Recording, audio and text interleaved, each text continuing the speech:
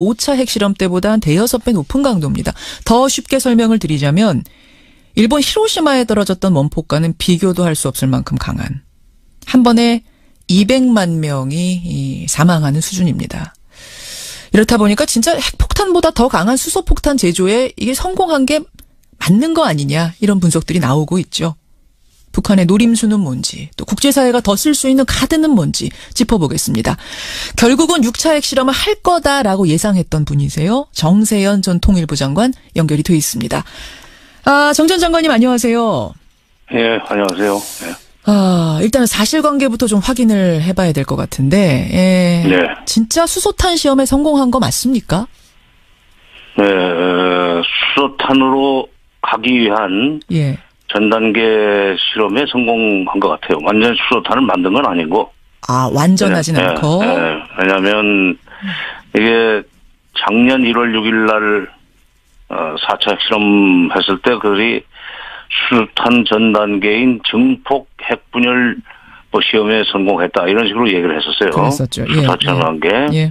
그다음에 5차 때도 같은 얘기를 했습니다. 9월 9일 날 했죠. 근데 이번에 그는 이제 분열 수소탄이라는 것은 분열을 시키다가 갑자기 융합을 시키면은 그렇죠. 그 위력이 더 커진다는 겁니다. 그렇죠.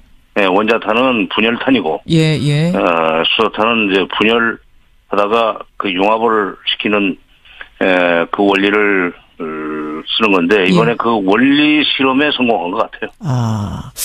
그러니까 이게 원자탄과 수소탄의 중간 정도 경계다, 뭐 이런 분석들 많던데 정세현 장관도 거기에 동의하시는 거예요? 그러니까 이제 원자탄과 수소탄의 중간 단계라기보다는 수소탄에 좀 더 가까운. 수소탄에 좀 더 가까운, 중간보다는 넘은 걸로. 그래서 이게 원리 실험에 성공했기 때문에 완전히 수소탄을 만들어 가지고 또 실험을 하는 일을 또 한 번 할 것 같아요. 7차.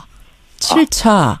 지금 5차에서 6차 넘어오는데 1년 걸렸거든요. 그러면 7차로 가는 데까지는 어느 정도 안에 할 거라고 그래서 보세요? 이제 원리 실험에 성공했기 때문에 지난번 작년이죠. 작년에 8개월 만에 같은 실험에서 진전을 보지 않았어요? 그랬죠. 그러니까 증폭 핵분열 저희 시험에서 성공을 한 게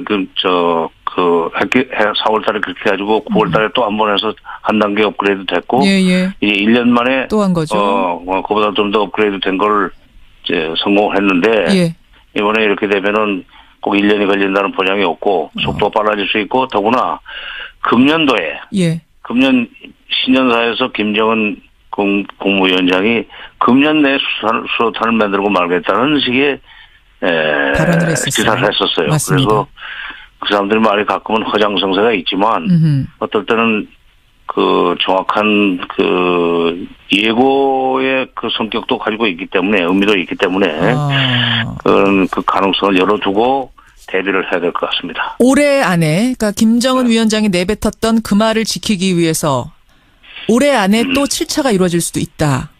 그렇죠. 가능성이 높다. 수소탄으로 가는 거죠. 그렇게 되면. 그러면 일단 뭐 레드라인, 넘지 말아야 될 선 레드라인 넘은 거냐 아니냐, 뭐 이런 논란도 있는데, 사실은 전 단계라고 보시는 거면 레드라인 넘은 건 아니네요. 그렇죠. 문 대통령이 개정 규정을 지난 17일 날 하셨는데,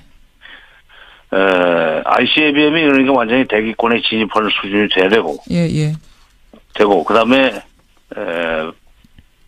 핵폭탄이 ICBM에 실릴 정도로 소형화, 경량화 된다면 그건 레드라인을 넘는 거다, 이런 식으로 규정을 하지 않았어요. 그건 사실 미국이 해야 될 일인데 우리가 해서 조금 저는 이상하게 생각했습니다만은, 어쨌건 그 레드라인은 아직은 지금 넘지는 못했다. 왜냐하면 지난번 ICBM은 대기권에 들어올 때 그게 사라진 것 같고 폭파돼서 땅에 떨어지기 전에 아직 재진입 기술까지, 그러니까 완성 단계까지 못 간 걸로. 근데 정 장관님, 설사 레드라인을 넘는다고 해도 북한이 솔직히 할 수 있는 게 뭡니까? 그럼 선제 타격을 하자는 건가요? 선제 타격하면 바로 전쟁이 날 수도 있는데 진짜 할 수 있는 게 뭔가, 이런 생각도 들더라고요.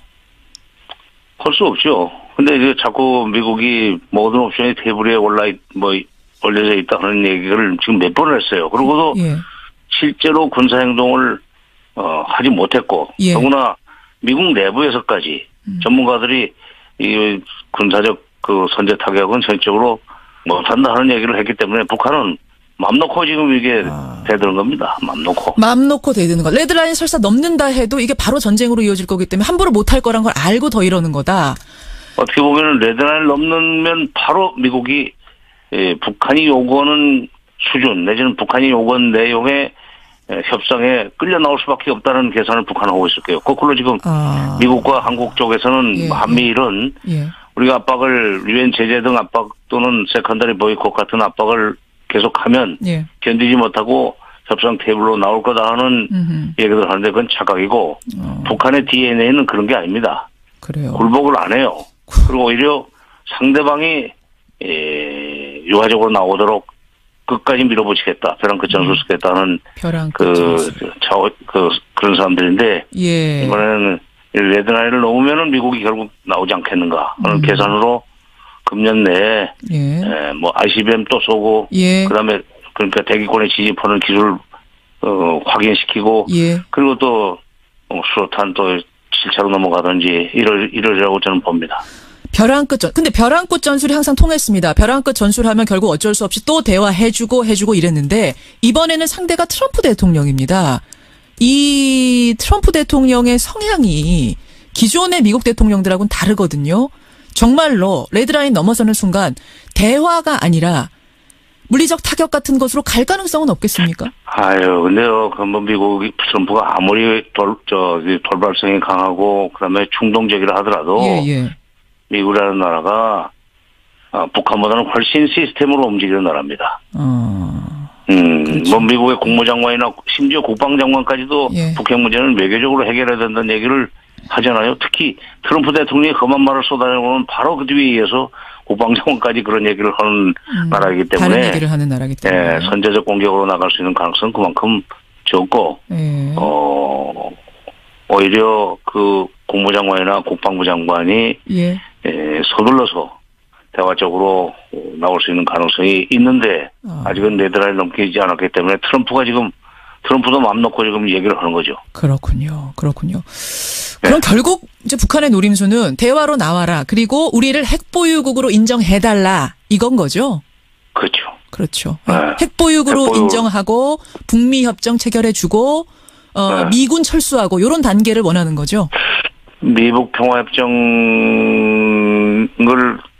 체결하는 과정에서 미군 철수를 일단은 요구할 겁니다. 그러나 미국이 그건 들어주지 않을 거기 때문에 중간에서 타협이 이루어지리라고 저는 봐요. 과거에 또 북한이 했던 말도 있고 미군 철수를 요구하지 않는 조건으로 평화협정 체결하고 수교해달라는 얘기를 92년에도 했었고 2000년에도 김정일이 직접 했었습니다. 결국 북한의 최종 목표는 그겁니다. 근데 여러분 한반도 비핵화가 우리 목표이자 세계의 목표인 상황에서 북한을 핵보유국으로 인정하기는 어려운 거 아닙니까 지금? 어렵죠. 그렇죠. 그러면 못하죠. 그러니까 물리적 타격은 안 되는 거고 핵보유국 인정 안 되는 거고 그러면은 할 수 있는 카드가 뭔가 제재 카드가 남아있는 게 뭔가 제가 따져보니까 북한한테 원유 수출하는 거 금지시키는 거 북한도 우리처럼 석유 한 방울 안 나는 건 마찬가지인 나라기 때문에 원유 공급 막히면 살 수 없다.